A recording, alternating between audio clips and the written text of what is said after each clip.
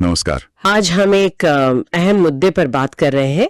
भारत की न्याय प्रणाली में मृत्युदंड को लेकर जो एक नया सा नजरिया उभर रहा है उस पर जी। शायद निचली अदालतें और ऊपरी अदालतें मतलब हाई कोर्ट और सुप्रीम कोर्ट इस पर थोड़ा अलग सोच रही हैं। हाँ, और सवाल यही है कि क्या निचली अदालतें मौत की सजा देने में कुछ जल्दबाजी कर रही हैं? ये सवाल उठता है क्योंकि आंकड़े कुछ ऐसे ही इशारा कर रहे हैं।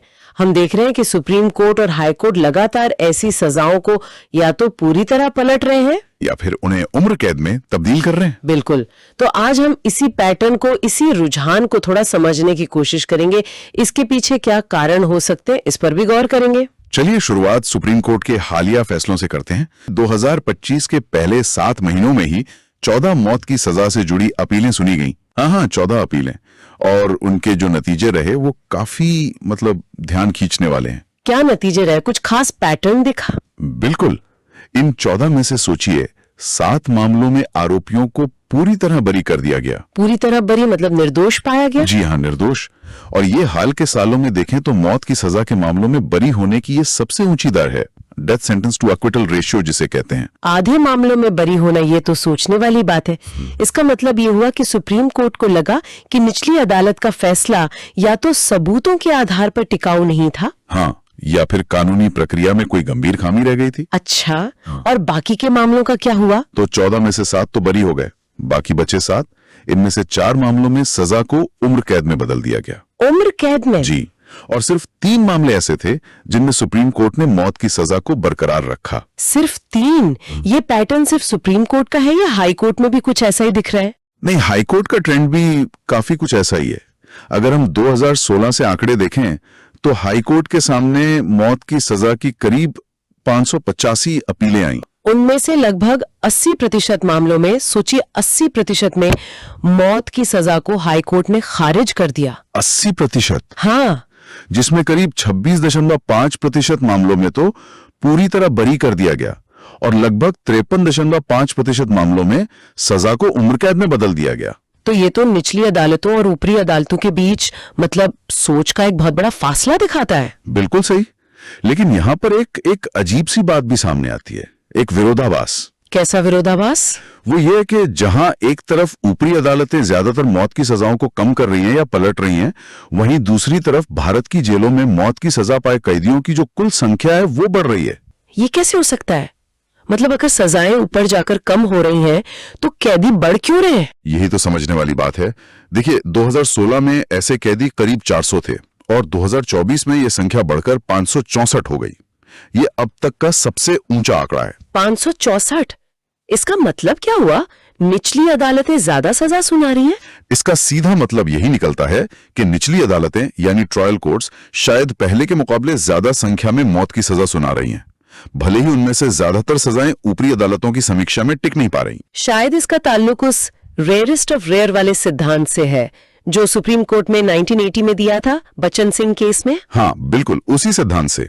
उसका मूल भाव तो यही था कि मौत की सजा सिर्फ एक अपवाद होनी चाहिए। मतलब बहुत ही जघन्य मामलों में। जी, ऐसे मामले जहां अपराध इतना क्रूर हो, इतना भयानक हो कि उम्र कैद की सजा भी कम लगे।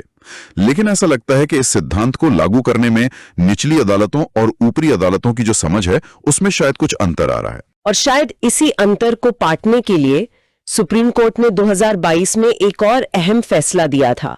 मनोज बनाम मध्य प्रदेश राज्य केस में कुछ नई गाइडलाइंस आई थीं। सही कहा आपने। वो गाइडलाइंस बहुत महत्वपूर्ण थी।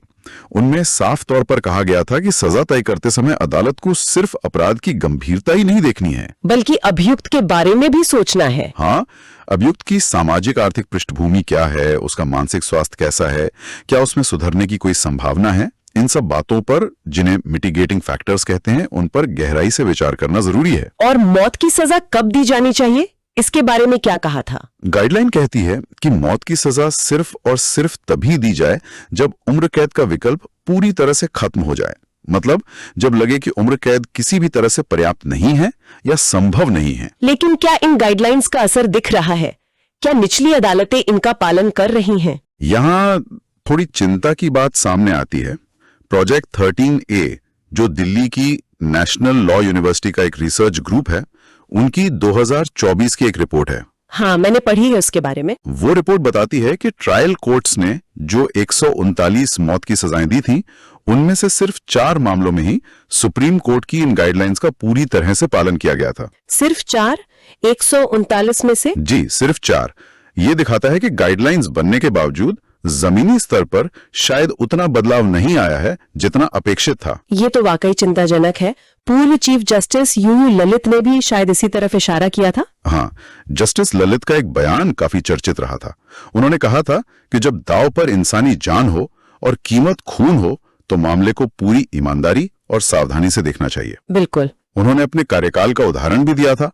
बताया था कि उन्होंने 25 मौत की सजा के मामलों की सुनवाई की, लेकिन सिर्फ 2 में ही सजा को बरकरार रखा। सिर्फ 2 में? जी। वो मानते थे कि मौत की सजा न्याय प्रणाली की एक बेहद चरम शक्ति है, जिसका इस्तेमाल बहुत ही ज्यादा सतर्कता और संयम से किया जाना चाहिए। तो कुल मिलाकर ये तस्वीर उभर रही है कि भारत की न्याय व्यवस्था में मौत की सजा को लेकर एक तरह का मंथन चल रहा है।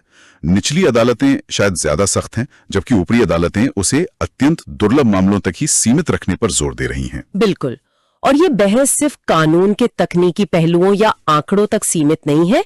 ये कहीं ना कहीं इंसानी जिंदगी के मूल्य, न्याय के असल मकसद और समाज की सुरक्षा के बीच एक नाजुक संतुलन बनाने का सवाल है। सही कहा।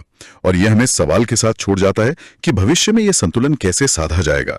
क्या मौत की सजा का दायरा और भी सिकुड़ेगा, या फिर निचली अदालतों का जो मौजूदा रवैया है वो समाज की किसी जरूरत को दर्शाता है? इस पर सोचना जरूरी है। जी बिल्कुल, इस पर विचार करना लाजमी है। धन्यवाद। धन्यवाद।